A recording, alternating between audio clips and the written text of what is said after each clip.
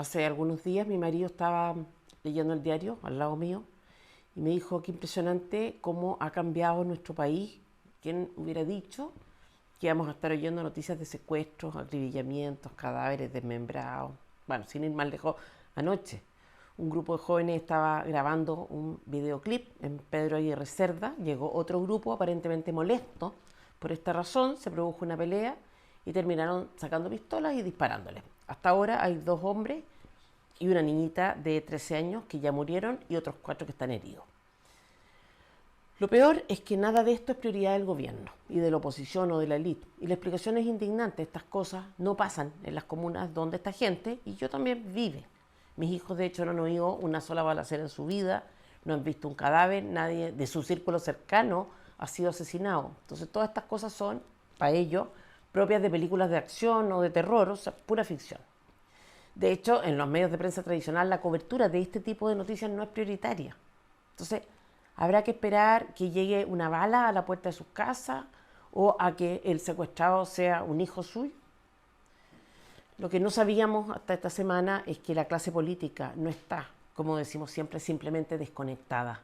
En una reunión que tuve con el equipo de FNM, descubrimos que hay una razón adicional, muy concreta, pactos que inducen a ignorar estos problemas. Pero antes de eso, déjenme comentarles algunos datos en relación al problema del que estábamos hablando, del crimen organizado, para que, si la clase política no reacciona, al menos los ciudadanos hagamos presión, porque al ritmo que vamos, insisto, nos falta mucho para que todo esto se extienda como mínimo a todas las comunas de la región metropolitana. Como para que entendamos, el crimen organizado opera en el fondo como un grupo económico que tiene cada día más poder en nuestro país, a pesar de que todos sus negocios, los rubros con que comercia son, además de ilegales, constitutivos de delito. Y uno de los negocios principales es la inmigración ilegal. Hace poco Álvaro Belolio decía que el principal responsable, no el único, de la inmigración clandestina es el crimen organizado. ¿Por qué? ¿Cómo? Primero, porque están controlando los pasos no habilitados para ingresar a Chile. ¿Entendemos lo que significa esto? Que haya control territorial por parte de esta gente, que ellos sean algo así como una policía fronteriza. Porque gracias a ese control territorial es que cobran y extorsionan a la gente que entra ilegalmente o que incursionan en el negocio del tráfico de personas. Oigan esta cifra: el delito de trata de personas con fines de explotación sexual aumentó entre 2021 y 2022. O sea, en un año, un 460%. Es una locura. Como es obvio, tener control sobre parte de nuestro territorio facilita el tráfico de drogas también. Por ejemplo, el fentanilo, una sustancia que, como comentábamos hace un tiempo, es, atención con esto, 75 veces más potente que la morfina y 40 veces más que la heroína. El 2021 se incautaron 15 unidades, el 2022 fueron 32. Entonces es bien obvio todo esto. Si tienen capacidad para permitir o denegar ingresos de personas a Chile, también tienen poder para ingresar cosas, drogas, armas. Están también las tomas de terrenos, otro de los giros del crimen organizado. Ustedes se hubieran imaginado que este negocio genera en promedio 23 millones de dólares al año y que los campamentos están ocupados a nivel nacional en un 35% por extranjeros. En el norte este porcentaje sube a 60%. Los secuestros, otra fuente de ingresos, aumentaron en un 140% en 10 años, entre 2012 y 2022, según un informe de la División de Estudios de la Fiscalía Nacional. Los homicidios, en un 40% en solo 6 años. Y esto tiene relación con el crimen organizado y específicamente con la inmigración ilegal. Miren este dato: el 14% de la población penal es extranjera, pero la población extranjera en Chile representa un 7,5% de la población total del país. O sea, se puede decir que porcentualmente el número de extranjeros presos es 2 veces el número de extranjeros que viven en Chile. O de otra manera, que si usted encuentra a un inmigrante en la calle, tiene el doble de posibilidad de que este sea un delincuente que si es un chileno. A pesar de todo esto, el propio Álvaro Belolio, director del Observatorio de Migración Responsable, decía en un medio de prensa que la última estimación de extranjeros en Chile es del 2021. O sea, los problemas más graves que tenemos en materia de seguridad tienen que ver con inmigración, pero ni siquiera hay datos actualizados sobre el tema. El 2023 El gobierno parece haber reaccionado, al menos un poco, en lo que a expulsiones administrativas se refiere. El 2022 fueron 31, este año 326, pero en realidad es equivalente a nada si se toma en cuenta que los ingresos clandestinos por año se estiman que son 50.000. 50.000 personas que entran violando la ley y se expulsa a menos del 1% de esos 50.000. ¿No vale la pena arriesgarse a llegar a la mala si esa es la tasa de castigo que recibe en Chile la conducta en cuestión? ¿Y qué ha hecho el gobierno? El 16 de noviembre, Monsalve, subsecretario del Interior, anunció viaje a Venezuela para firmar un acuerdo en materia de migración, crimen organizado y persecución penal. No sabemos qué pasó con el viaje, salvo que no se ha hecho. Para las expulsiones administrativas y judiciales a Venezuela hay que contratar, además, vuelos privados o comprar pasajes en vuelos comerciales. ¿Por qué? Porque Maduro no admite que circulen por el espacio aéreo de Venezuela aviones de la FACH. Genial, ¿o no? Hace poco hubo también una expulsión fallida de venezolanos. Explicaciones hay varias. Problemas diplomáticos, permisos de Venezuela que no llegó a tiempo. Y esto está costando caro. O sea, por ejemplo, el 22 de diciembre se contrató un avión entero que llevaba solo a 16 expulsados. ¿Qué más ha hecho el gobierno? Esta semana Luis Taller, director del Servicio Nacional de Migraciones, anunció que empezaría a regir la política nacional migratoria del gobierno. ¿Y en qué consiste esto? Miren ustedes mismos. Y formalizar y regularizar la situación de las personas migrantes para que puedan acceder a esos empleos que no quieren realizar los chilenos. Formalizar y regularizar la situación de las personas migrantes para que puedan acceder a esos empleos que no quieren realizar los chilenos. Insisto, la clandestinidad tiene problemas asociados gravísimos. No se puede tolerar bajo el argumento de que tiene también efectos positivos. Solo esta semana, 7 personas detenidas, 5 venezolanos, 1 colombiano y 1 chileno, los piratas de Aragua, asociados a secuestros y tráfico de autos robados. Solo esta semana se informó que este año se triplicaron las suspensiones de clases por causas como narcofunerales, violencia asociada al tráfico de drogas, tomas de caminos en la macrozona sur, balaceras, delitos importados, muchos de ellos. Solo esta semana también un niño recibió una bala mientras jugaba en el comedor de su casa, en San Bernardo, y está con riesgo vital. Solo esta semana apareció acribillado en su auto un extranjero, y el viernes se encontraron cadáveres de hombres atados de mano y con impactos de bala en Maipú. ¿Qué pasa con el gobierno? ¿No tienen internet? ¿No ven lo que todos ven? Bueno, claramente no sufren los efectos de la migración clandestina. Pero como decía al comienzo, esta semana nos enteramos de que hay más, mucho más, otro tipo de presiones, otro tipo de pactos de la clase política. Y hoy quiero mencionar concretamente 2. El primero, en relación a la inmigración. Más allá de la negligencia, de la ideología que estima que la inmigración es un derecho, hay fundamentalmente 2 industrias que cooperan irresponsablemente con la clandestinidad. Una de ellas es la de las aplicaciones de reparto. Más de la mitad de sus socios repartidores son extranjeros que pueden ganar fácilmente $1.000 al mes, o sea, $1.000.000 en esa actividad y prácticamente sin formalidad alguna. ¿Cuál es el problema de esto? Que opera como incentivo para la inmigración ilegal, porque facilita las condiciones para sobrevivir en Chile, incluso sin carnet de identidad. Rappi, por ejemplo, solo exige para la repartición en bicicleta ser mayor de edad y tener un teléfono Android. De hecho, ofrece créditos para comprar bicicletas o motos. Y ni siquiera es necesario tener una cuenta bancaria porque basta con crear una cuenta en otra aplicación, Match, para tener una tarjeta Visa con la que pueden hacer transferencias y pagos internacionales.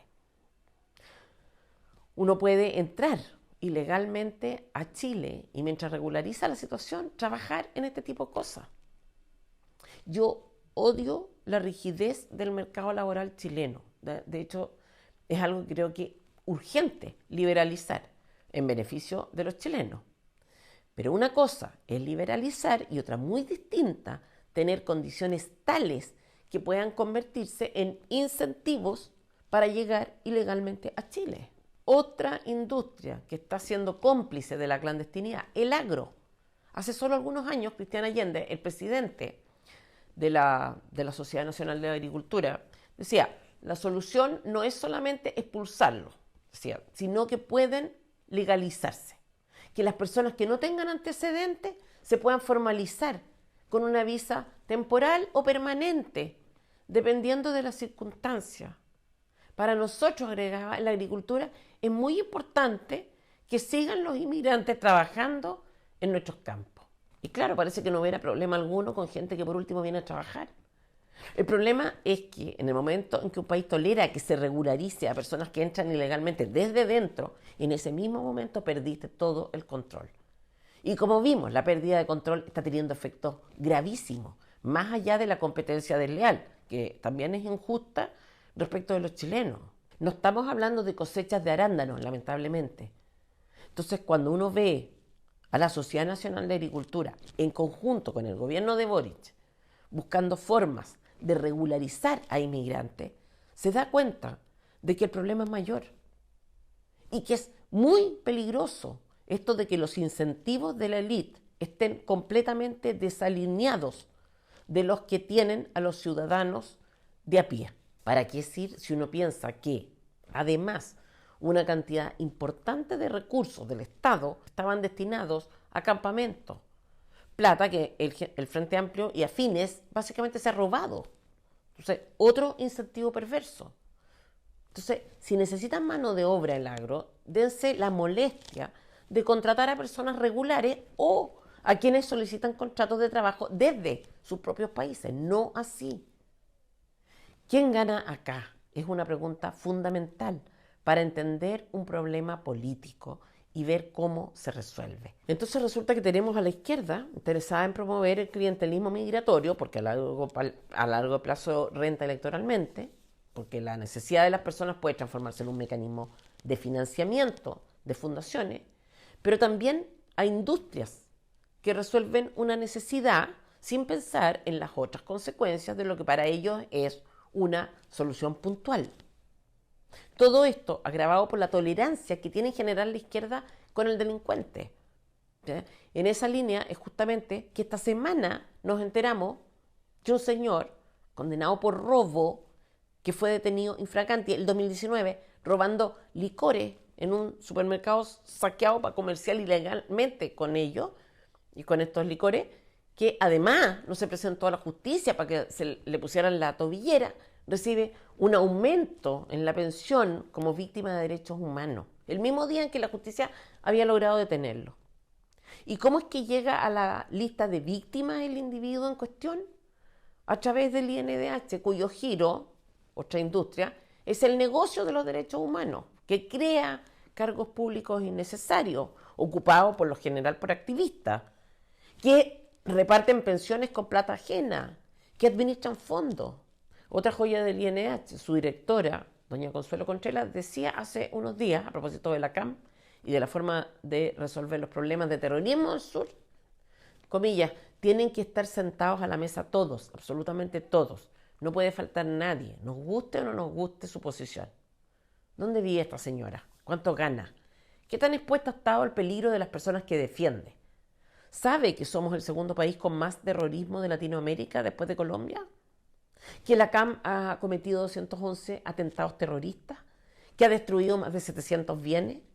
¿Que le da entrenamiento paramilitar a sus miembros? ¿Que usa fusiles de guerra? Obvio que no. O quizás lo sabe, pero insisto, esta es una industria. Entonces, cuanto más oportunidades tenga de encontrar derechos humanos vulnerados, más recursos a su disposición tendrá. De lo contrario, ¿qué posibilidad tiene el INDH de sostenerse en un país donde hay violaciones a los derechos humanos como el nuestro? Solo creando situaciones artificialmente. En medio de todo esto, el gobierno se refiere a la venta ilegal de cereza en el sector oriente de la capital. Ya, y es cierto que compiten deslealmente con personas obligadas a pagar impuestos, pedir permiso, cumplir con cada uno de los caprichos de la llamada autoridad sanitaria, etc. Pero sigue siendo chocante esta preocupación del gobierno de Boric en un contexto de máxima desidia, que no es ni solo ni principalmente un problema de negligencia, sino ideológico. Desidia con problemas serios, muchísimos más serios que la cereza. La izquierda tiene, eso se ve en todo el mundo, una tendencia a tolerar el crimen y a sancionar en cambio la microagresión. Mi hermano, por ejemplo, me contaba que en California aprobaron una ley que permitía robar hasta $1000 sin ser arrestado. Pero vaya alguien a hacer un chiste machista. Ahí sí que cae sobre uno el peso implacable de la ley. En la lógica de la envidia, enquistada en el pensamiento zurdo, la cereza que vende el zorrón para pagar sus vacaciones tiene una entidad mucho mayor que la de un señor que saquea un supermercado. Pero quiero volver a la reunión de FNM que nos llevó a concluir que la clase política no está, como a veces creemos, simplemente desconectada. Hay algo más. Y se trata, como decíamos, de un pacto que explica muchas decisiones que a ratos resultan imposibles de entender. El otro pacto es el que sigue. Esta semana estábamos dándole vuelta a una idea. O sea, ¿qué hay detrás de esta obsesión de Chile Vamos por los acuerdos? Es raro. O sea, pareciera que la élite se confabuló para repetir una vez más el mismo discurso. O sea, Frank Sauerberg, el jefe de la bancada de RN, no podemos seguir extremando posiciones, hay que buscar acuerdos. Camila Vallejo, convenientemente, obvio, la ciudadanía demanda salir de la lógica del atrincheramiento y pasar a la lógica de los acuerdos. La carta del piñerismo enviada después de la elección, escribir una nueva constitución merecía un mayor esfuerzo político en la construcción de acuerdos. Diego Chalper, los extremos no contribuyen para construir un texto de consenso. Roberto Iquixson, es urgente un gran acuerdo político. Soledad Alvear, el mensaje del pueblo de Chile es que se busquen los acuerdos y consensos más amplios. Sebastián Soto, al Partido Republicano, que debía liderar el proceso, nunca le vi ni una retórica ni un ánimo a favor de los acuerdos. Felipe Larraín, sin acuerdo en reforma se podría profundizar la tensión social y política que hemos vivido. Francisco Covarrubia, el columnista menor, también queda la sensación de un país moderado que no quiere extremos, refundaciones ni retrocesos. Cristóbal Belolio, y al final teníamos razón. La única forma viable era elaborar una que nos una. ¿En serio? ¿Cómo se explica que todos saquen la misma conclusión, la conclusión de siempre? Además, es raro porque si la hipótesis fuera cierta, ¿por qué les estaría yendo tan mal a los principales promotores de esta idea, a los reyes de los acuerdos y los consensos, Chile Vamos y Piñera?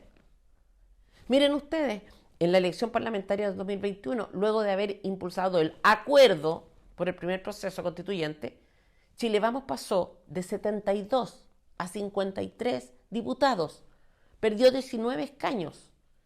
RN solo sacó 20.000 votos más que Republicanos y la UDI solo 4.000. En la elección presidencial del 2021, tras 4 años de concesiones del piñerismo, Chile Vamos perdió 1,5 millones de votos en relación con la elección del 2017. En la elección de consejeros del 2023, luego de haber impulsado el acuerdo por el segundo proceso constituyente, Chile Vamos pasa de tener 23 senadores a 11 consejeros. Republicanos pasa de 2 senadores a 23 consejeros. ¿Es posible que después de todo esto realmente sigan creyéndose su discursito ramplón? Yo creo que no. No son ni tan tontos ni tan inocentes. O sea, los columnistas menores quizá, pero los políticos cuesta creerlo. Los chilenos se ven apremiados por problemas serios y ellos lo saben. ¿Qué razón habría para insistir en algo que no funciona y que el electorado tampoco quiere? Más raro todavía es que se abran a negociar con un gobierno que tiene un 32% de aprobación, o sea, porcentaje que representa a su electorado duro, a la izquierda radical, y cuyo voto nunca podrá captar la derecha o la centroderecha. Aparecer en bloque con Boric frente a ciudadanos que están legítimamente furiosos con el presidente, ¿tiene sentido? Pero no solo eso, porque el acuerdo al que se refirieron tiene que ver con pensiones. Entonces, abrirse una discusión que contempla la posibilidad de que parte de la cotización de los trabajadores del 6% adicional vaya a un fondo común. Eso a pesar de que según CADEM un 58% de los chilenos cree que el 6% debería ir a la cuenta del trabajador. Es raro, insisto. Y quizá lo que hay que preguntarse es, ¿no será que quizá existe un grupo de interés que por definición valora los acuerdos porque todas las otras necesidades las tiene resueltas y porque obtiene de los acuerdos beneficios directos, concretos?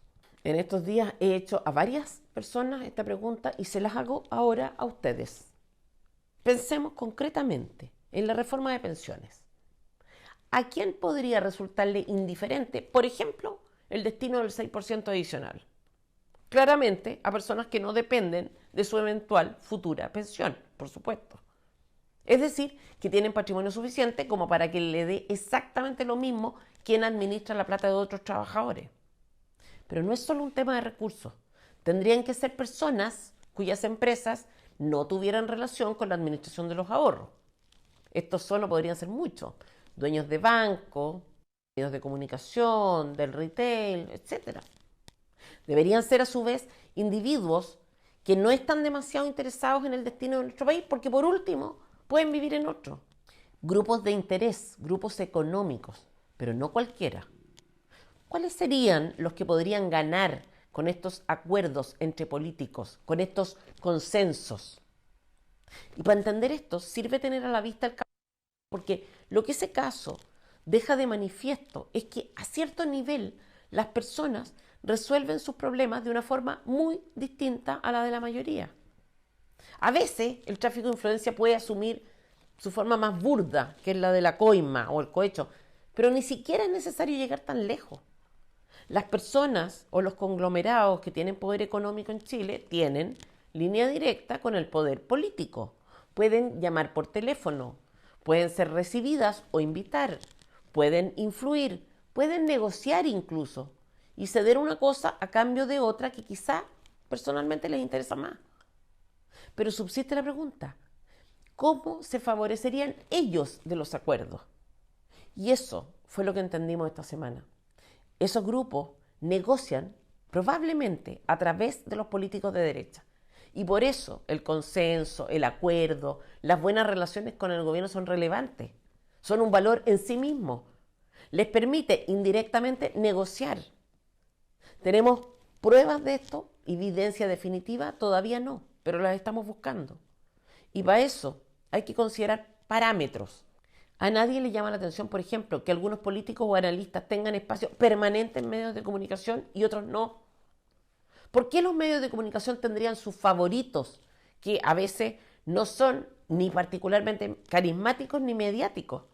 En FNM hicimos el ejercicio y revisamos los últimos 5 meses de todos los políticos que suelen tener este discurso al interior de la derecha.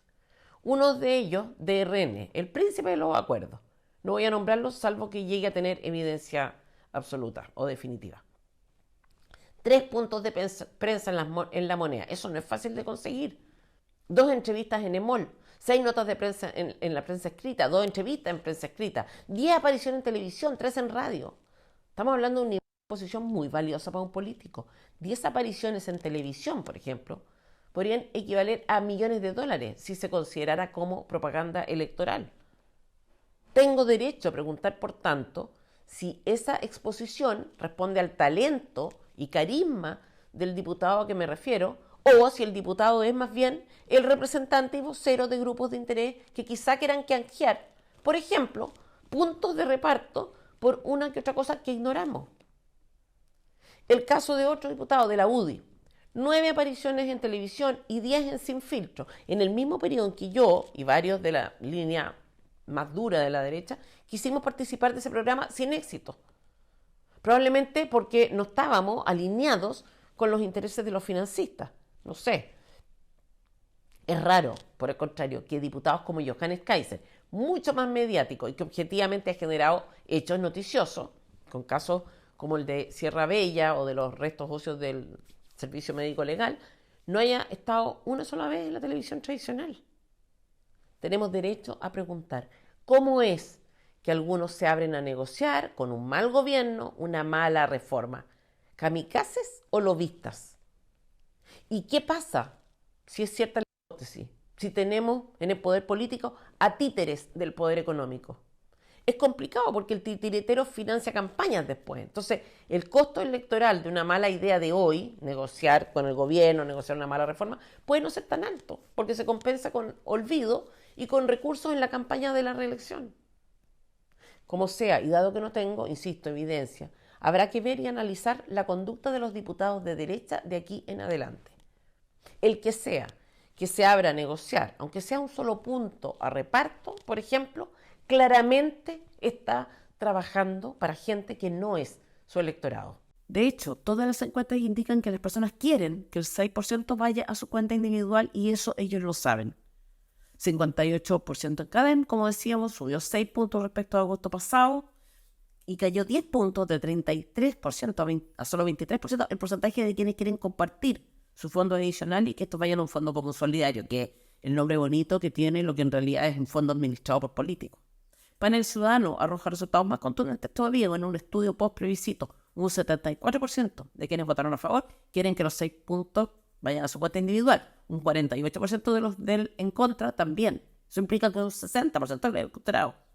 Conclusión, las dos encuestas coinciden en que prácticamente 2 de cada 3 personas quieren que la totalidad de su cotización adicional en la cuenta individual. Entonces, insisto, no hay ninguna explicación para que los políticos que saben esto se abran a considerar siquiera algo tan impopular que además es ajeno a su propia línea ideológica. Y si nos ponemos a analizar lo que propone el gobierno en materia de pensiones, con el que la centroderecha quiere negociar, todo empeora porque solo un 1,4% iría a la cuenta de capitalización individual. 4 de sus 6 puntos se destinarían a reparto, es decir, a un fondo administrado por políticos y a financiar un seguro social y un fortalecimiento de las cunas y expectativas de vida de la mujer. Plata administrada también por políticos. Pero veamos cómo quieren distribuir ese 4%, o más bien a quién beneficiaría. Se dice que el 3% de cotizaciones de los chilenos iría a un fondo solidario en favor de quienes tienen una baja pensión. Estamos hablando, entre otros, de 1 millón de extranjeros llegados desde el año 2016 que actualmente trabajan de manera informal, que retiraron todo lo que tenían y que tienen pocos meses de cotizaciones en los casos de formalidad. Genial, ¿o no? Aumenta el costo de contratar a chilenos porque hay que pagar más cotizaciones y ese aumento de costo solventa a los no chilenos.